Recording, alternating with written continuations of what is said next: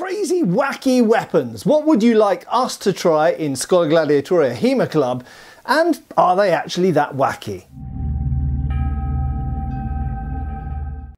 Hey folks, Matt Easton here, Schola Gladiatoria. Now yesterday I was making a bit of fun of a certain weapon, which is a double-ended flail. But actually, is it that crazy? First of all, massive props to Ravenforge for putting this thing together, and I'll put a link below to their website. They're friends of ours, they come to fight camp, they're great guys to deal with, so if you want a weird and wacky weapon, they might be a team to hit up and actually get to make that for you. Check out their stuff. But this double-ended flail, it's essentially a staff with a flail on each end, and I got thinking yesterday, I want to make one of these, I want to try one of these, I want to try sparring with it. So here's my open invitation to you.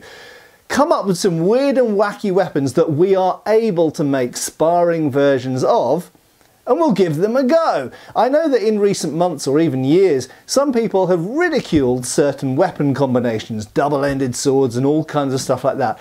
But actually, look, here's my honest view.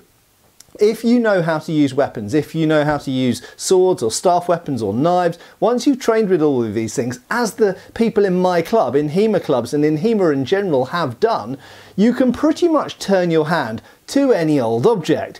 So my view is fundamentally this: no matter how weird or wacky a weapon seems, if you're a good fencer or good fighter, good martial artist, you should be able to make some kind of use of it. So when people sort of ridicule something like nunchucks, for example, I actually don't think nunchucks are a particularly bad weapon.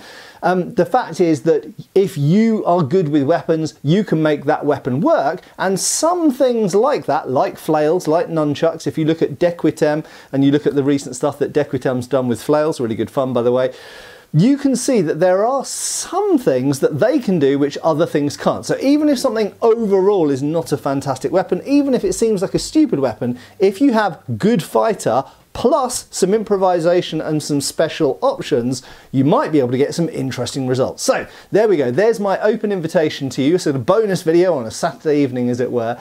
Weird and wacky weapons. We're probably going to have a look at this double-ended flail to start off with, but what other things, what other kind of weird creations, maybe even nunchucks, would you like us to look at in our HEMA sparring clubs? And hopefully you'll get to see some sparring footage of some safe-ish sparring versions of these in use.